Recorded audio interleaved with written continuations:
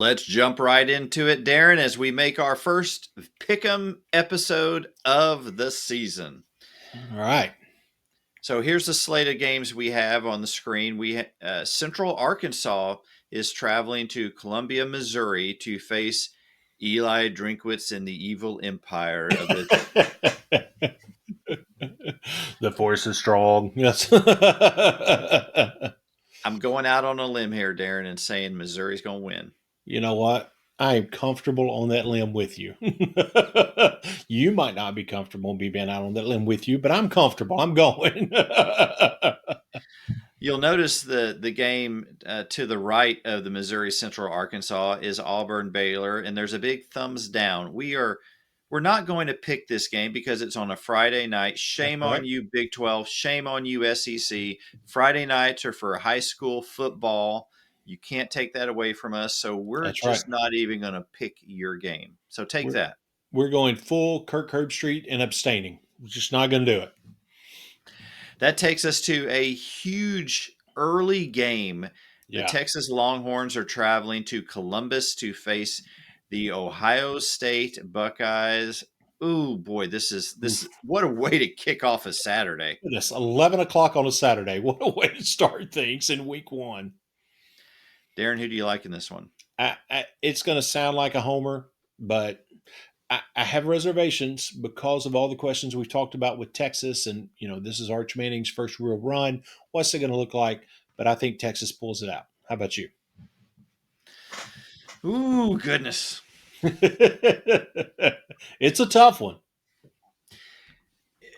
There are not many places outside the SEC that I would rate as some of the most difficult places to play. Very true. Ohio State is one of those places.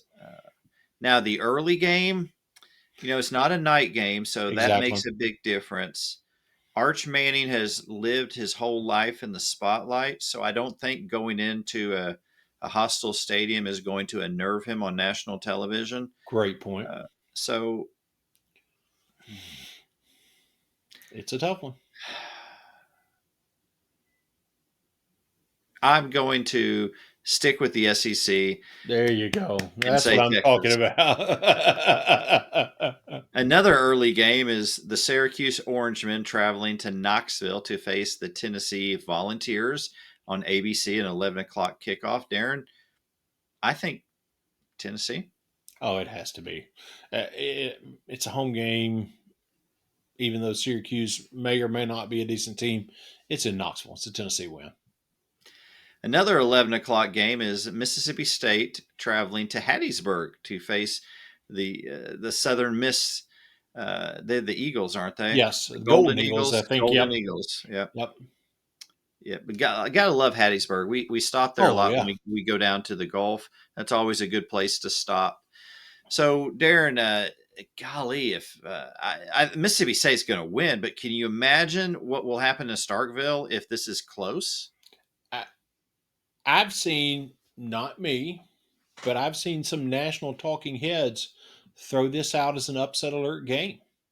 That Southern Miss is a little bit stronger than you would expect them to typically be. I think you're right. Mississippi State pulls this one off. But if I'm a Mississippi State fan, my cowbell may be shaking a little bit until this looks a little bit better. Maybe second, third quarter. An 11:45 start. The Toledo Rockets travel to Lexington to face the Kentucky Wildcats. Last year, Toledo went to Starkville, shocked Mississippi State. Are they going to do it to the Wildcats, who are once again trotting out a new starting quarterback? They are trotting out a new starting quarterback, but I think finally, after a couple of years of trying something different, Mark Stoops is going to listen to Big Blue Nation when they're yelling to him, just run the ball. So I think they're going to run the ball, and I think they'll dominate Toledo. I think this is a Kentucky win. I've got Kentucky winning. It's not going to be. I don't think it's going to be easy though. Toledo's tough. They're a MAC school. MAC plays a good brand of football. I think Toledo's going to give Kentucky everything they can handle. And I think if Kentucky does what they seem to be aiming to do, Kentucky can separate themselves a little bit toward the end of the game, but I still think it'll be a good game up until you get to that point. A 2:30 game, the Marshall Thundering Herd. Boo! I'm still sore. I am That's still right. sore about the Independence Bowl. Absolutely. Accepting an invite and then backing out. Mm, mm, Yeah, mm, that's mm. right. No gumbo for you. That's exactly right. Well said. Are traveling to Athens to face the Georgia Bulldogs, and this probably will be a dominant Yeah. win for Georgia. Georgia will pull away in the first quarter as opposed to Kentucky in the fourth quarter.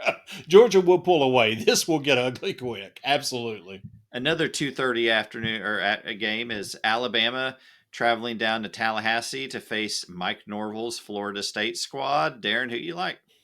Well, I tell you what, there's a guy in Bossier. His name's Ketchum. That is a huge Florida State fan, and he has reminded me of all the things that Florida State can do, and that's all right, but they can't do it against Alabama. So this is an Alabama. This is an Alabama win. Yeah. Yeah, Yeah, Crimson Tide start off the season with a W. absolutely. We've got Alabama A&M Hmm. traveling up to Fayetteville to face the Hogs. I've got Arkansas. Yeah, this will not go well for a team with Alabama in the name. This is an Arkansas win. Absolutely. A 5 o'clock game, Illinois State comes to Norman for John Mateer's debut as the Sooners starting quarterback. And Norman is going to be rocking, and I think the OU fans are going to be happy with the result. Yep. I'm going to go out on a limb and say John Mateer's 400-yard debut. This is an Oklahoma win. Yep, just turn them loose. That's right. Just sling it. Let's go. Let's see what happens. How about Long Island State traveling down to Gainesville to face the Florida Gators? I didn't know there was a Long Island State, so this is a. I've learned something on this episode. In our extensive study of this opponent, yeah, okay. Coached by the late Tony Soprano's son. They drive up in a garbage truck. That's we've cracked ourselves up if nothing else, right? That's They're looking for the gabagool, and they don't have it in Gainesville. exactly. I think Florida wins big. This is speaking of 400-yard games, DJ Lagway. Yeah, I think this is a nice game for Florida. A 6 o'clock game, the UTSA Roadrunners Mhm. run into College Station to face the A&M Aggies. Marcel Reed has a great game. A&M comes away with the W to start the season. As one of Eddie Murphy's characters said in the movie The Nutty Professor, they're going to walk in, but they're going to limp back. It is not going to be a good day for UTSA. This is going to be an A&M win for sure. Another 6 o'clock game. It looks like St. Mary's School of the Blind and Deaf is traveling to Nashville to face Vanderbilt. And as long as it is like this, I don't care what their name You is. don't care. That's You don't care. exactly right. We got to at least show some respect. I have no idea who that. I can't read that. Who is that? Charleston Southern. Charleston Southern. Which, Well, by if the I'd way, known, Vanderbilt historically is 1-0 against Charleston Southern, just so you know. well, if I knew it was a school from the South, I never would have said anything that could be construed as disrespectful. That's right. That's right. A huge Saturday. Oh, go ahead. It's a You want to talk Vanderbilt about win. your Vanderbilt win. Commodores? That's all I'm hoping. If Charleston Southern manages to upset Vanderbilt, we will not. Well, we may have an episode next week, but Darren may not be here for it. Exactly.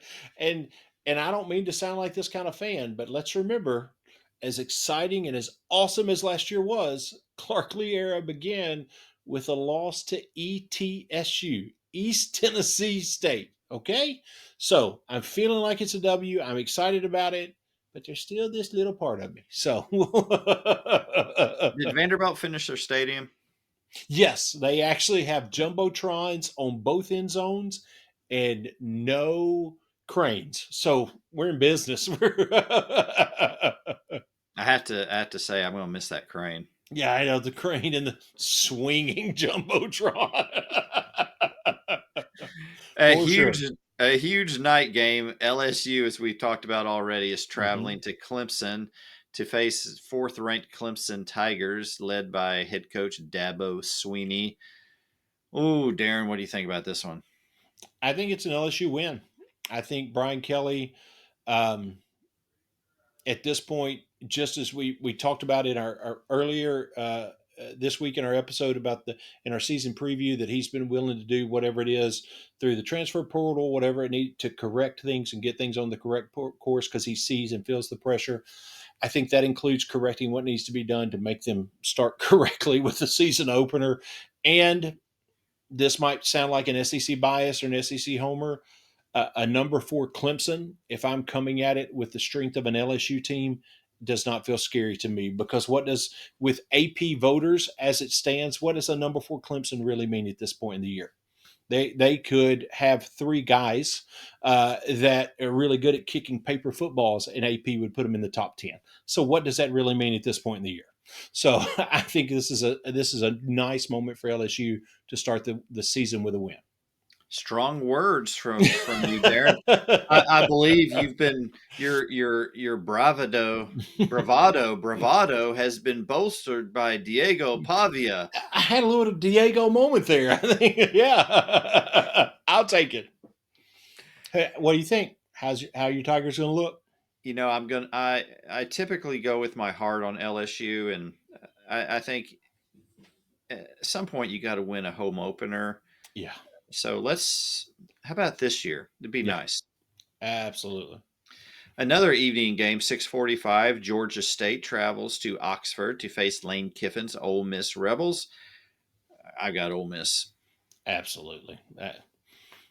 Not even worth. Yeah, agree. Sunday afternoon game, 2 o'clock. The Virginia Tech Hokies are leaving the friendly confines of Blacksburg and traveling over to Columbia, South Carolina to face Shane Beamer, Sandstorm, Lenora Sellers, and the Gamecocks football team. Yeah, I think this Virginia Tech team is going to be a tough team this year. I don't know that they're necessarily going to be an easy out for anybody. Brent Pry's building a strong team there.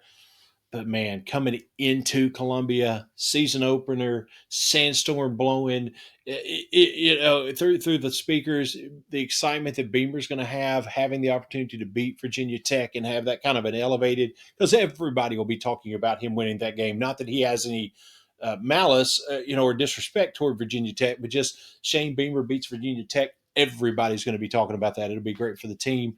Put all that together. Virginia Tech will look strong, but it's a South Carolina win. Yeah, I'm right with you. South Carolina. Looks like we're going to have a nice SEC week. So those are our pick'ems for this week. And by the way, hope that you will participate in pick'ems and let us know how you did your picks match up against our picks. And Absolutely. if you do a much better job than us, let us know, because we may have a job for you here at the Brew and Shavers That's exactly SEC right. Sports Podcast. Absolutely. Enjoy this opening weekend of SEC football. Until next time, y'all take care.